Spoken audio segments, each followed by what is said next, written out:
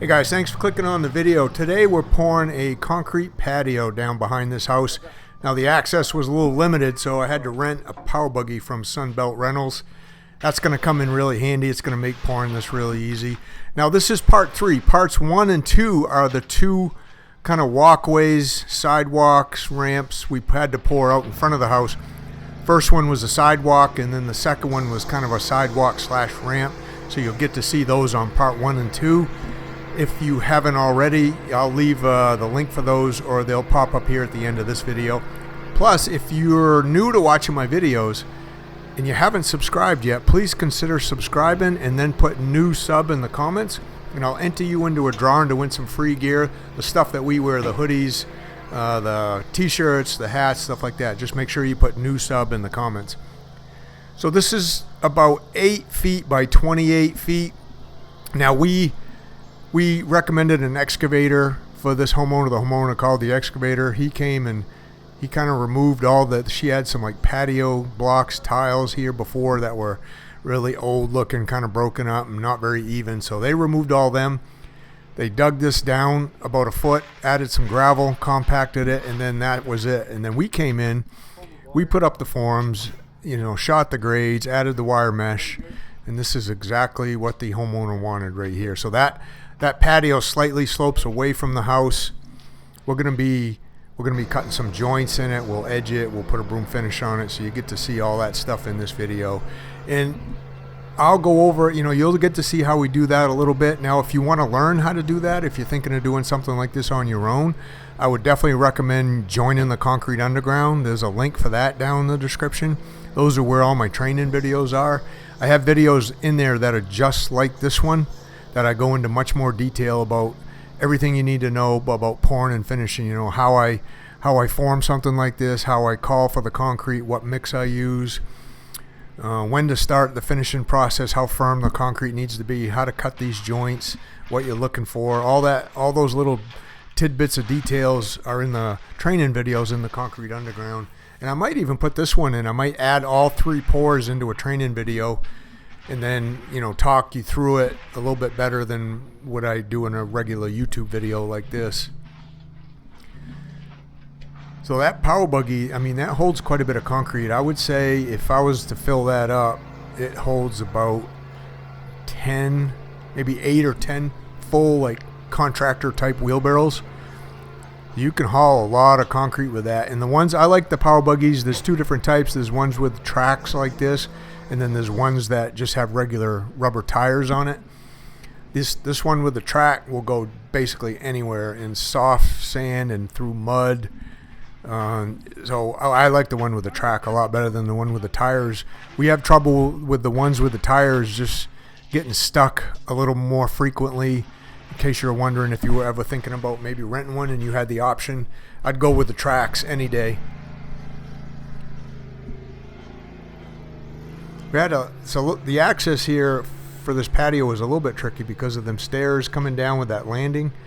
So I had to get, I'll get a couple loads on this side of it like you saw. Now I got to get a couple on the other side, which left a little bit of a pull there, or a push for Luke and Darren to get it to where they need it. But we've had worse. We could have left the end form out and drove the power buggy right in the end and right inside this and dumped it. We talked about that too, but we just decided it wasn't too bad because it was only 8 feet wide, just to dump it from the outside.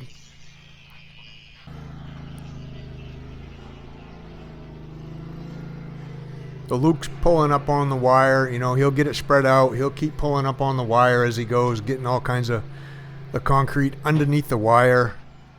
And then we found that works the best. And then also the concrete, we use fiber mesh too for reinforcement in all our pours, especially our exterior pours like this. So there's 2 types of reinforcement in the concrete. Plus we're going to add that we got 2 rows of rebar. That's fiberglass rebar. That's all we use now. That stuff works really good. We'll add that rebar in right around the edge just to strengthen up the edge a little bit. Now there's not really any weight on this. This is just basically for putting, outside furniture on and stuff like that. These posts aren't going to be moved on the slab. And they didn't want to go outside the posts with the slab either. That's why we left it the way we did. So the concrete truck, he's still sitting up top. Like, he's waiting to make sure we got enough concrete. We don't want to dump so much concrete in here and then him take off and then we have way too much concrete in here. So he's gonna wait for us a little bit until we get this screeded and get it down to where we can tell if we need one more power buggy or half a power buggy, and then he can start washing up his stuff. Now, if you're new to doing this, like some guys might just say, hey, I got to get out of here. You need to take as much as you think you need, and then I got to wash up and get out of here. That's not really the way it works, but at least not for us. They always wait around, and they don't really hurry us. Maybe because we do it every day and we see them every day, and we're pretty fast about doing this anyway. But Darren's just striking off in front of the door, making sure that section right in front of the door is really flat. And then we built that out. We built that out beyond the siding there a little bit with some styrofoam, so the concrete doesn't go up underneath the siding. Just in case this thing was to ever move, if it was to ever heave in the winter, we don't want the concrete lifting up the door or the siding, so it would just go up beyond it and hopefully come back down. But if the site is prepped with the right gravel, that's not usually an issue. You don't usually have any trouble with heaving, especially if the exterior grade is kind of graded away from the slab, so it's not collecting water, it's shedding water, then you never really get any water under here that would cause this to heave.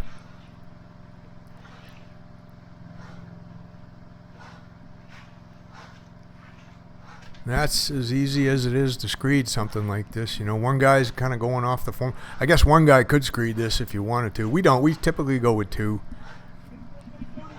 This slump's pretty stiff. The concrete, we've already poured the front sidewalk, the front ramp, and now we're down to here. So the concrete's been in the truck for a little bit now. It's starting to set up on us a little bit. But we don't really want to give it a drink. We like the fact that it's setting up, and that's because it's really cold out today. We want to make sure we get all this, the joints cut, which is what we're measuring out right now, and then get a nice broom finish on it, and then give it plenty of time to set up before it gets dark today.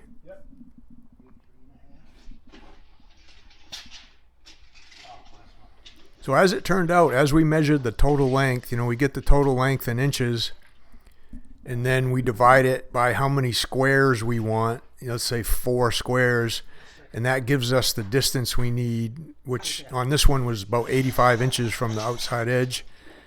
So each square is about 85 inches, and then we're measuring off that one side over there to get this first joint straight, plumb straight, whatever you want to call it. And then we get it cut in. Now I'm cutting this in old school. This is how I was taught to cut joints back 40 years ago. Is all we had was these little hand joiners with a straight edge. We'd mark out where they go, and then we'd cut it right into the concrete. And the concrete's setting up on us a little bit. We have walk behind joiners now, where if we had time, we could have cut these joints in all from the outside. The concrete would have been quite a bit softer, but we were working on the 2 pieces up top first. So this got just firm enough where I had to get on it the way I am right now and just kind of cut it in by hand. Now, I didn't have any trouble. It was still plenty soft enough to do it this way, but sometimes you just got to get on it and cut them in by hand. And that's not really that much of an issue, as long as you kind of know what you're doing and you know how much time you got. I'm just using a regular old hand joiner is what I'm using. We got all kinds of these, and a lot of guys still cut joints in this way, but they have these other types of joiners. One's called a missile joiner. It's like 3-4 feet long. You can put a handle on it, and you could cut this joint in without the straight edge using that, and then you could go back through it with another walk behind joiner that's made to look a little bit more like this hand joiner. It's just a little bigger, and that kind of smooths out the joint itself in case you roll some rocks or anything like that in the first pass. I have that on some of my other training videos. I won't be showing that on this one because I didn't do it I did them all this way. But if you're just doing something small, something that's not very wide, you could definitely cut your joints in this same way right here. Just as get everything straight, measure it out, mark where your joint's going to go in the concrete, and then just use that as a guide. And just the reason I'm tapping that up and down is I'm kind of pressing down the rocks in the concrete, right? The concrete's got 3/4 inch rock in it, and some of that rock is up pretty close to the surface. So I'm just kind of tapping that out of the way, and then I'm just running it back and forth, smoothing everything out, making everything look really nice. Kind of the same way Darren's doing the edge with the edger right now. So that'll get me to 2 squares. Now I got 1 more joint to put in. That's Luke's kind of marking that out with the tape, getting it all pre-measured for me so I can kind of quickly get that in. Then we can get back on to finishing this.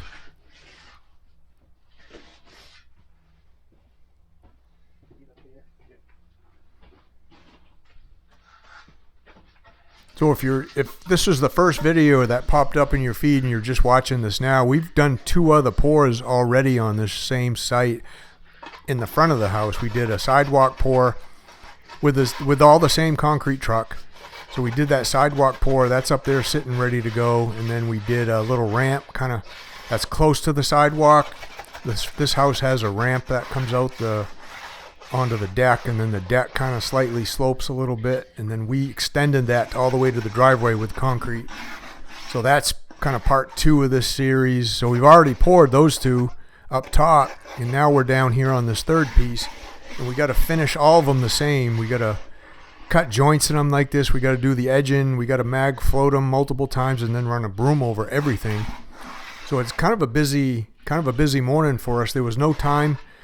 The way we pour concrete this year is we like having warm to hot water in the concrete itself. The concrete plant puts that in with their boiler, and then we add accelerator to the concrete to get it to even cure up a little bit quicker. You can see I got my hoodie on. It's chilly this morning. It's only in the 30s, but there's no wind today, so it doesn't feel horrible out. It's just cold. Now this is actually the 2nd time we're going over this. Luke already went over the whole thing once using these same skids, basically the same way I'm doing it. So he, what we call pre-magged everything. He mag floated everything out once, got it to a certain, it was a certain firmness. We let this thing firm up for about another 30 minutes.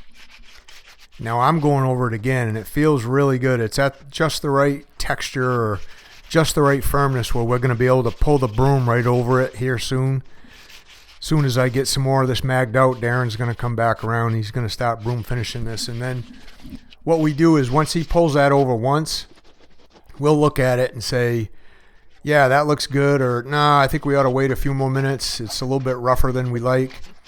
That's usually the way it happens when it's cold out like this. And like we could let this sit another 20 or 30 minutes, mag float it out again. And then depending on how fine we want the broom finish, that kind of determines what we like. So this, Darren pulls that over and he looks at it and he's like, yep, that looks good. So he goes and cleaves the broom, and then, he just keeps going right behind me. I try to stay ahead of him a little bit. And that gives that a really nice kind of fine to medium broom finish on something like this that won't be slippery when it gets wet.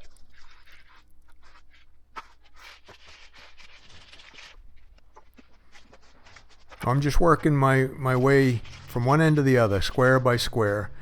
I'm not really running the skids over the joint, so I don't kind of collapse part of the joint with the skids and have to refix that. I do have the hand joiner with me though. If I do need to touch up those joints for whatever reason, smooth them out a little better, make them look a little better before Darren runs the broom over it, then that's what I do. I'll go through that joint one more time and make sure it looks good before he brooms it.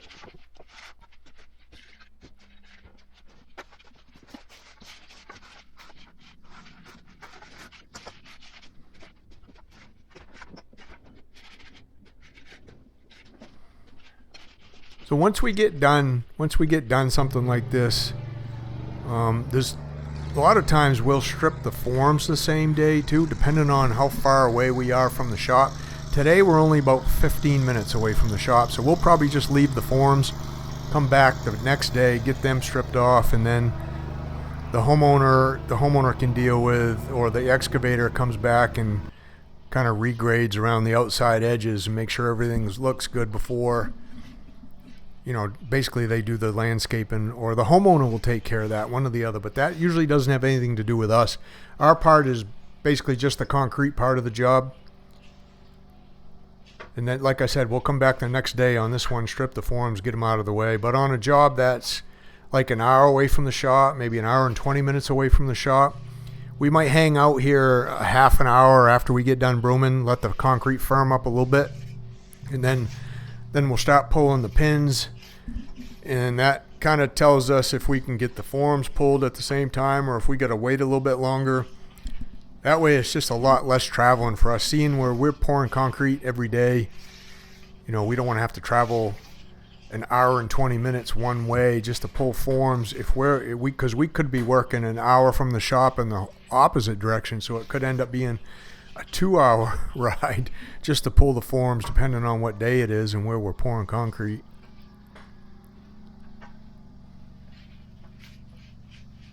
So this is coming out just the way we want it. Now, again, if you're new to my channel, you haven't subscribed yet, consider subscribing, hit that subscribe button. I come out with a couple videos a week about concrete stuff. I have for years. I got, over 1,000 videos on YouTube you can check out.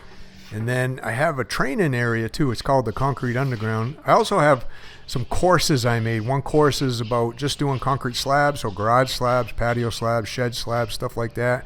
You can buy. You'll have that course forever. I also have a stamp concrete course where I teach you how to stamp concrete and do some decorative stuff. If you buy that, you have it forever. And then you can also join, if you want, the Concrete Underground. That's like a monthly thing where you just pay either for 1 month and you get all kinds of trainings in there, or you could stay for 2 months, or you could stay for a year. It's just you stay until you don't need to anymore, I guess, in the Concrete Underground. But in there, I got multiple training videos. Plus, you get access to me in there to ask questions in the forums or through email, and sometimes even through text or calling. I can help counsel you, or if you got a job you need help pricing or something like that, I can help you in the Concrete Underground. So basically, to finish this up, we're just going to put the edge on it, give it like a little bit of a picture frame look. And then we did the same up top. Those came out really nice looking. Then I'll have parts 1 and part 2 pop up here at the end of this video. If you haven't seen those, you can check those out. And then again, leave a comment, put new sub down in the comments if you're going to be a new subscriber. If you're an older subscriber, if you've subscribed to me for a while, let me know that you're watching by maybe telling me where you're from, where you're watching this from, what state you're in, what country you're in, something like that. That's kind of cool, always cool to see. But Darren and I are just gonna finish up doing the edging here, making sure those look finished and neat, and we round that edge off to kind of strengthen it a little bit. You don't really want a sharp edge on a patio like this because you don't want it to start chipping off, so just give it a rounded edge. It kind of strengthens it up, plus it gives it a little bit more of a finished look, as you can tell right there. Makes it look really nice. But so in the last 20 seconds, again, there'll be a couple videos popping up that will have definitely related to this one, so make sure you check those out.